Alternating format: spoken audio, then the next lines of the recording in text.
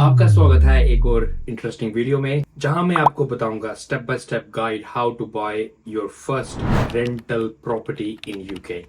अपने personal experience से share करूंगा। ये सिर्फ एक इन्वेस्टमेंट अपॉर्चुनिटी नहीं है, ये रेंटल एप्रिसिएशन, रेंटल इनकम दोनों के मजे लेने की है।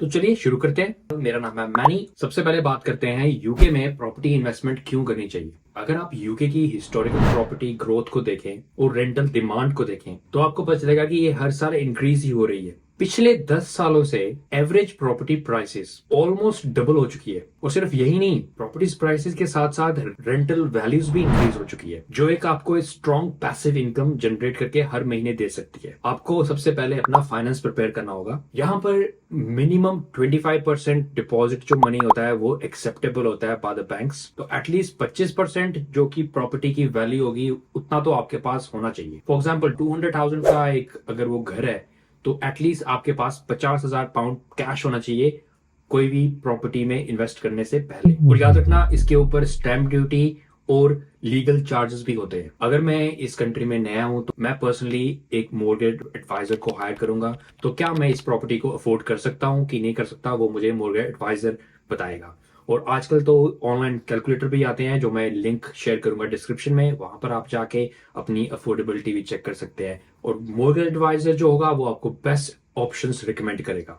जब आप इन्वेस्टमेंट के लिए घर ढूंढ रहे हो तो location location location, I always stress कि जो आपकी जो जगह होगी ना जहां पर आप घर खरीद रहे हो वो एरिया इज वेरी इंपॉर्टेंट, क्योंकि जो आपकी रेंटल ईल्ड होगी वो डिपेंड करेगी आप किस एरिया में घर ले रहे हो और किस सिटी में ले रहे हो। फॉर एग्जाम्पल आप अगर पाकिस्तानी या इंडियन कम्युनिटी को टारगेट कर रहे हो तो बर्मिंघम, मैनचेस्टर और साउथ हॉल में आपको इन कम्युनिटी के लोग ज्यादा मिल जाएंगे। Due to the high migration यहाँ पर घरों की भी डिमांड ज्यादा होगी। अगर आप स्टूडेंट्स को टारगेट कर रहे हो तो एरियाज लाइक नॉटिंघम, लीड्स या फिर कोई भी एरिया जो यूनिवर्सिटी के पास हो, वहां पर आपको स्टूडेंट कस्टमर्स ज्यादा मिलेंगे। तो डिपेंड आप किस एरिया को टारगेट करते हो, किस मार्केट को टारगेट करते हो, depending on that you can choose the city. अब नेक्स्ट स्टेप आता है कि प्रॉपर्टी ढूंढनी कैसी है। मैं पहले ही अपनी कुछ वीडियोस में आपको बता चुका हूं।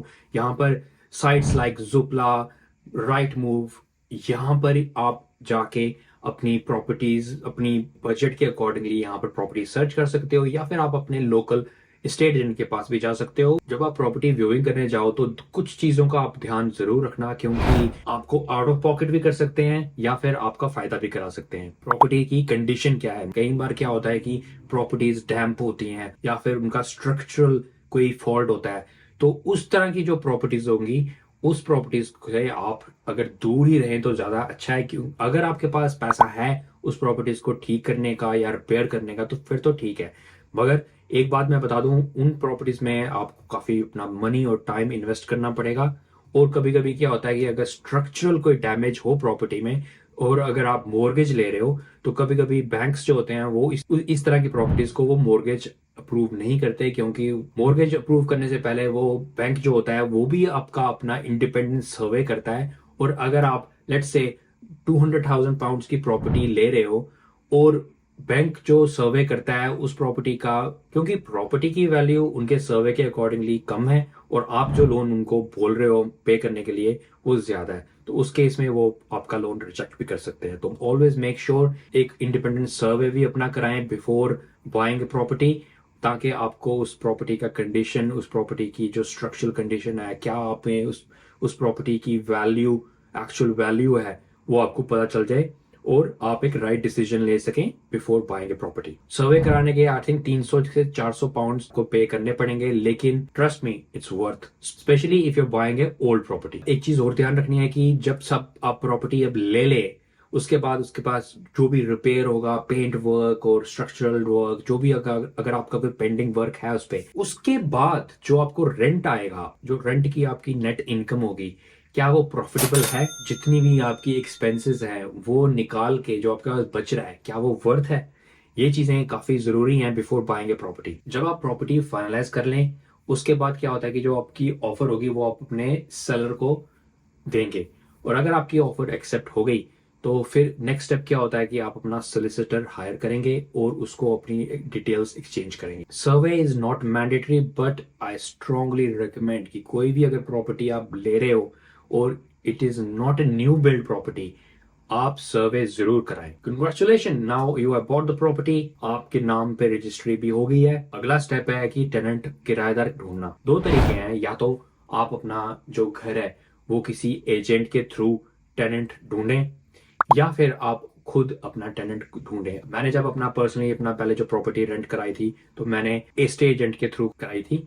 उनका नॉर्मली चार्ज होता है तकरीबन 10 से 15% हर महीने, या फिर उनकी वन टाइम फी होती है जो कि £1000 के आसपास होती है। तो या तो आप वो ऑप्शन अप्लाई कर सकते हैं, या फिर आप online websites like Facebook marketplace, Gumtree, openrent.com, ये वेबसाइट्स को यूज करके अपना घर शोकेस कर सकते हैं और आपको वहां से टेनेंट मिल सकते हैं। लेकिन मैंने पर्सनली यूज किया था स्टेट एजेंट, और मैं उसको फुली मैनेज्ड सर्विस रखी थी। रेंटिंग इनकम होती है उसका 10 से 15% वो चार्ज रखते हैं टू मैनेज माई प्रॉपर्टी। ये आई थिंक ये उन लोगों के लिए भी सुटेबल होता है जैसे आप फुल टाइम जॉब कर रहे हो या फुल टाइम बिजनेस कर रहे हो कोई और आपके पास टाइम नहीं है अपनी प्रॉपर्टी को मैनेज करने के लिए। स्टेट एजेंट के पास फुली मैनेज्ड ऑप्शन भी होती है, तो वो आप ऑप्ट कर सकते हो। उसमें आपके क्या होगा, आपकी ना हेडेक नहीं होती, सब कुछ मैनेज होता है थ्रू स्टेट एजेंट। मगर of course that comes with a cost about 10 to 15% of your rent every month. आपने इन्वेस्ट तो कर दिया,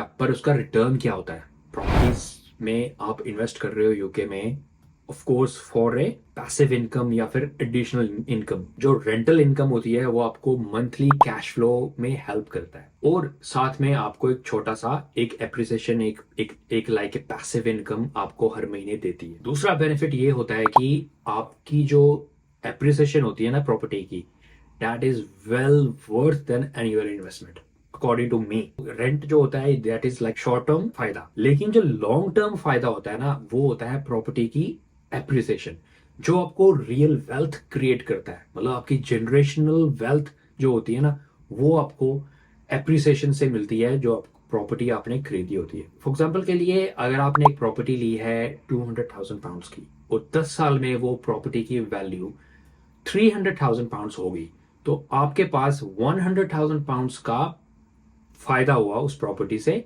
प्लस जो आपने इन पूरे 10 सालों में आपने एक पैसिव इनकम हर महीने अपने पॉकेट में डाली, जो कि आपका रेंट की फॉर्म में आया। और वो जो रेंट होगा वो आपकी मॉर्गेज भी पे करेगा और आपको आपकी एक पैसिव इनकम भी जनरेट करेगा। तो मतलब हो गया ना डबल डबल फायदा। जो मैंने इतने सालों से यूके में प्रॉपर्टी इन्वेस्टमेंट की हुई है उसी का मैं आपको निचोड़ बता रहा हूँ कि property investment is very well worth. और अगर आप सोच रहे हो यूके में इन्वेस्ट करने के लिए या फिर यूके में प्रॉपर्टी लेने के लिए, there is no good time. कोई मैंने कई बार सुना है कि कोई बोलता है कि इंटरेस्ट रेट हाई हो चुके हैं, इंटरेस्ट रेट लो हो चुके हैं। आई थिंक अगर आप लॉन्ग टर्म इन्वेस्टमेंट के बारे में सोचते हो ना, तो don't worry about interest rate, don't worry about market. Long run में अगर आप 10 से 20 साल तक का प्लान बना के चल रहे हो कि अगर आपने प्रॉपर्टी में इन्वेस्ट किया है और 10 से 20 साल में आपको एप्रिसिएशन देखनी है, तो आपको इन स्मॉलर माइक्रो फैक्टर्स से आपको कोई फर्क नहीं पड़ने वाला। ये मेरे अपने एक्सपीरियंस हैं जो मैं आपके साथ शेयर कर रहा हूँ, लेकिन जरूर प्रॉपर्टीज या किसी भी इन्वेस्टमेंट को करने से पहले अपनी रिसर्च जरूर करें। आई होप ये वीडियो आपको यूजफुल लगी होगी, और अगर आपका कोई भी क्वेश्चन है please pin me in the comment section, I will try to answer. Channel के लिए सब्सक्राइब, अगर आपको इसमें कुछ भी अच्छा लगा तो कमेंट पे जरूर बताना। तब तक के लिए अपना ख्याल रखना और invest smartly. Take care, bye bye.